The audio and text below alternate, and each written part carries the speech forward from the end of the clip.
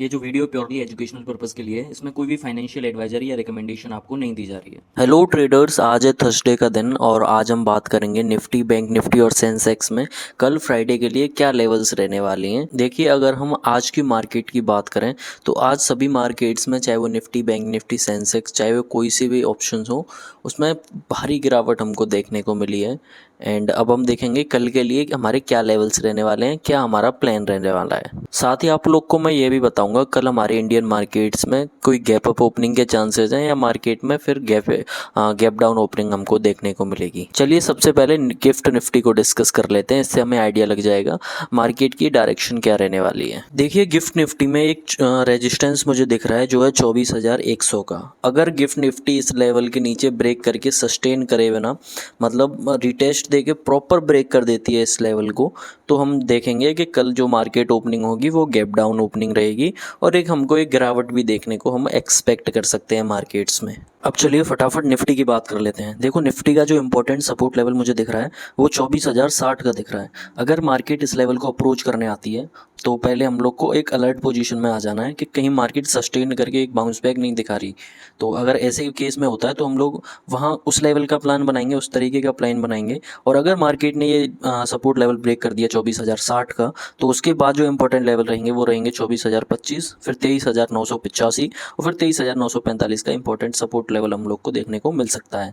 अब चलिए important resistance level की बात कर लेते हैं। निफ्टी का जो इंपॉर्टेंट रेजिस्टेंस बन रहा है वो है 24,310 का। ये रेजिस्टेंस डे हाई पर ही बन रहा है क्योंकि मार्केट ने मॉर्निंग में इस पर रिजेक्शन लिया है, तो ये इंपॉर्टेंट रेजिस्टेंस हमारे लिए हो जाता है।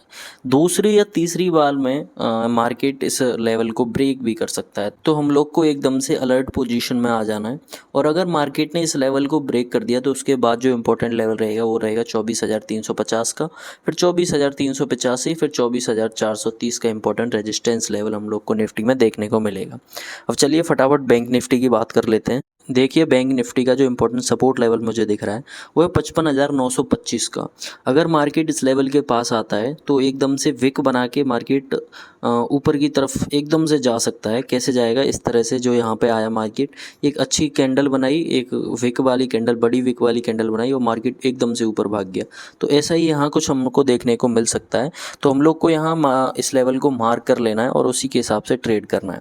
अगर इस लेवल को मार्केट ब्रेक कर देता है, अगर इस लेवल को मार्केट ब्रेक कर देता है तो उसके बाद जो नेक्स्ट लेवल रहेगा वो रहेगा 55,835 का, फिर 55,730 का और फिर 55,625 का इंपॉर्टेंट सपोर्ट लेवल हमको बैंक निफ्टी में देखने को मिल सकता है। अब चलिए बैंक निफ्टी में इंपॉर्टेंट रेजिस्टेंस लेवल को आपको मार्क करा देता हूँ। जो बैंक निफ्टी का इंपॉर्टेंट रेजिस्टेंस लेवल है वो है 56,510 का।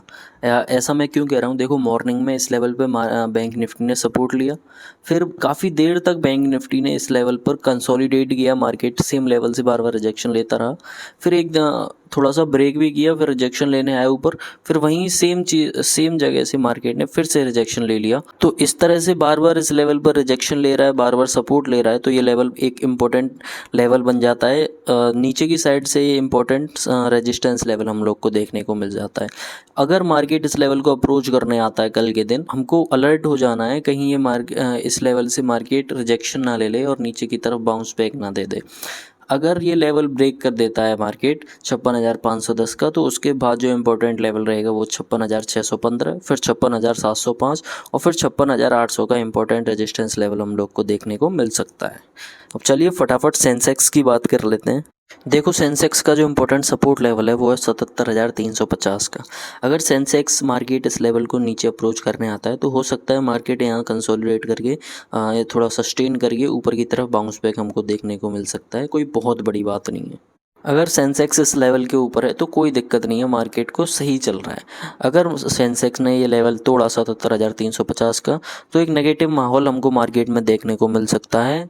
तो इसके बाद जो लेवल होगा वो होगा 77,240 का, फिर 77,135 और 77,020 का इंपॉर्टेंट सपोर्ट लेवल हमको देखने को मार्केट में मिल सकता है। अब चलिए फटाफट रेजिस्टेंस लेवल को मार्क कर लेते हैं सेंसेक्स में। सेंसेक्स का जो इंपॉर्टेंट रेजिस्टेंस लेवल है वो 78,055 का।